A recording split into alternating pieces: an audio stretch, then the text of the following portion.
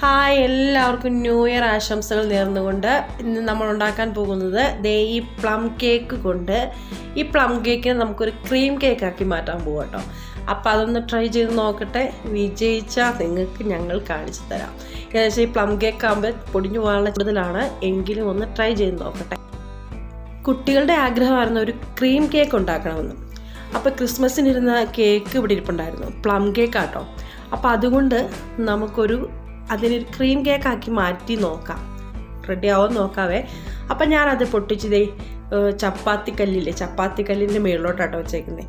എന്നിട്ട് ഇതുപോലെ ഒന്ന് കട്ട് ചെയ്തെടുത്തിട്ട് വന്നിട്ടുണ്ട്. നമുക്ക് പൊടിഞ്ഞു പോവാതെ ഈ ഒരു ഷേപ്പിലോട്ട് കിട്ടിയിട്ടുണ്ട്.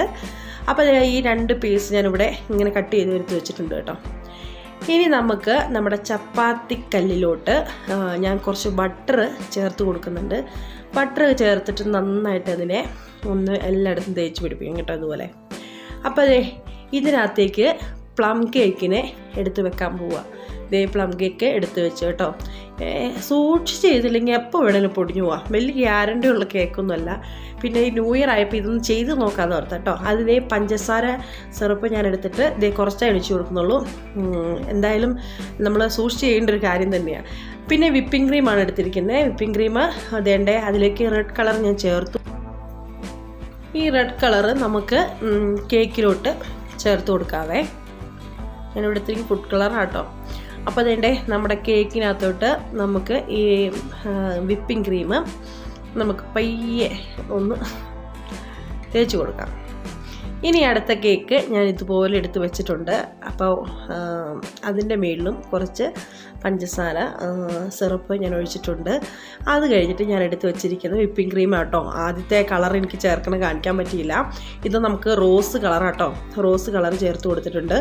ഇതിനെയും കൂടി മിക്സ് ചെയ്തിട്ട് നമ്മുടെ ആ കേക്കിൻ്റെ മുകളിലോട്ട് ഒഴിച്ചു കൊടുത്തിട്ടുണ്ട്. ഇനി നമുക്കിതിനെ നമുക്കെല്ലായിടത്തും ഒന്ന് എത്തുന്ന രീതിയിലാക്കി എടുക്കാം. എന്നിട്ട് ഞാൻ 3ാമത്തെ ലെയർ കൂടി വെച്ച് കൊടുക്കുക കേട്ടോ. ഇത് ഇച്ചിരി അവിടെ ഇവിടെയൊക്കെ പോയിട്ടുണ്ട്, എങ്കിലും കുറച്ച് പഞ്ചസാര സിറപ്പൊക്കെ ഒഴിച്ച് കൊടുത്തിട്ടുണ്ട്. എന്നിട്ട് വീണ്ടും വിപ്പിംഗ് ക്രീമിൻ്റെ പാത്രം എടുത്തിട്ടുണ്ട്. അതിലോട്ട് നമ്മുടെ നീല കളറ് ഇവിടെ ചേർത്ത് കൊടുക്കുക കേട്ടോ. അപ്പോൾ നീല കളറും കൂടെ ചേർത്തിട്ട് നമുക്കിതിനെ മിക്സ് ചെയ്യാം. നല്ല രസമാണ് കേട്ടോ നീല കളർ ഞങ്ങൾ ചേർത്തപ്പോൾ.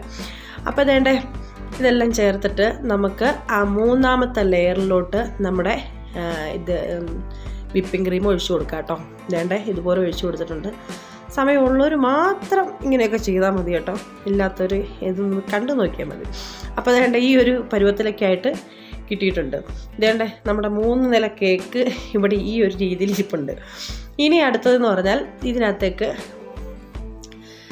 ഇതുപോലെ ഇത് ഞാൻ ആ പഞ്ചസാര സിറപ്പിൻ്റെ ഉള്ളിലോട്ട് കുറച്ച് കോൺഫ്ലവർ കലക്കി അതിലൊഴിച്ചിട്ടൊന്ന് പയ്യെ ഒന്ന് കുറുക്കിയെടുത്തിട്ട് അരിച്ചെടുത്തേക്കുന്നത് അതിലേക്ക് കളർ ചേർത്താണ്. അപ്പോൾ നമ്മുടെ കേക്കിൻ്റെ ഒരു ഫിനിഷിങ് ഘട്ടം ഈ ഒരു മോഡലൊക്കെ വന്നിട്ടുണ്ട്. ഇനി നമുക്കതിനെ ഇഷ്ടമുള്ള രീതിയിൽ ഡിസൈൻ ചെയ്യാം.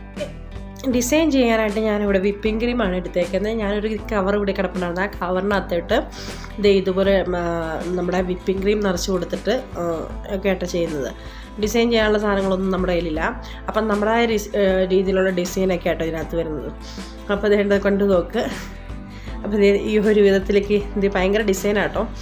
അപ്പോൾ അത് നോക്ക്, ഇതുപോലെയൊക്കെ ഡിസൈൻ ചെയ്തെടുത്തിട്ടുണ്ട്. ഡിസൈൻ എല്ലാം കഴിഞ്ഞ് നമ്മുടെ കേക്ക് ഈ പരുവത്തിലായിട്ടുണ്ട്. ഇതിലോട്ട് കുറച്ച് സംഭവങ്ങളൊക്കെ ഇതുപോലെ ചേർത്ത് കൊടുക്കുക.